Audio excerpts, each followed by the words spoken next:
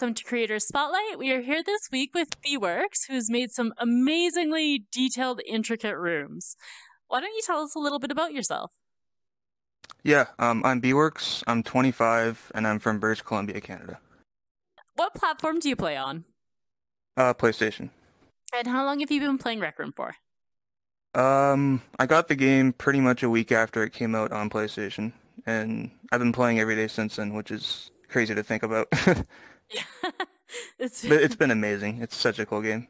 So some of your rooms have an amazing level of detail. What do you think about, and what's your process for getting that kind of detail into your rooms?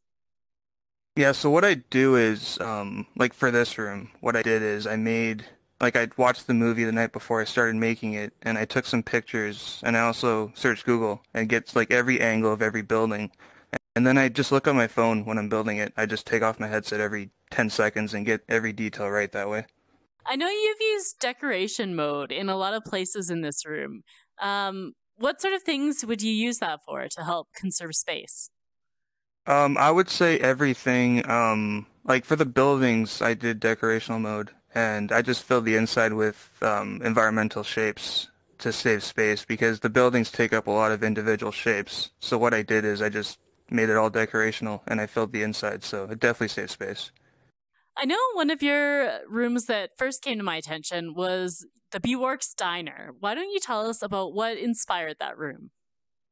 Yeah, so I basically just decided to build a diner. I don't know why I did, but I just wanted to make something because I like food. So I mean, I wanted to make a diner, something where people can role play and have fun in there. And it turns out it was actually a really cool room for people to play in and act like waitresses and stuff. So it took me about a week to build, but I made sure that it was, detailed, but it conserved space. And I kind of went back after the fact and made the doors decorational because you couldn't walk because screen mode people can't or they can't teleport.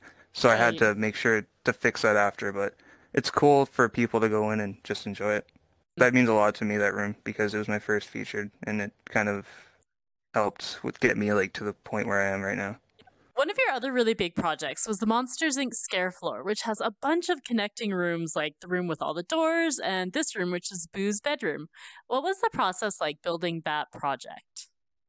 Yeah, so for the scare floor, what I did was again, I watched the movie the night before and I took some pictures and I just got the foundation down and I just wanted to build the scare floor and that's it.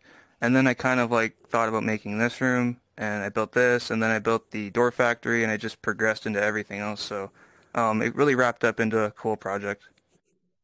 Yeah, it's definitely one of those places that you walk in and it's instantly recognizable as to where you are. Like, I could go into that room without looking at the name and be like, here I am! I know where Yeah, this the is!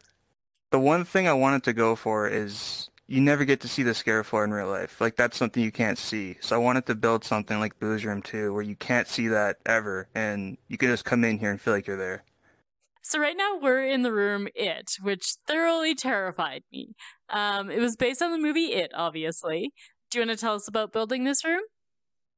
Yeah, so just like a lot of my rooms, I watched the movie and I thought it'd be a cool thing to make in here. So I based a bit of it off the YouTube It VR, which there's a YouTube VR thing of it, and I basically just copied a bit of audio from that, and I kind of made it a mix of the first one, like the first movie, and the second movie. It was like a kind of like a mix of Pennywise, and I think it turned out pretty cool.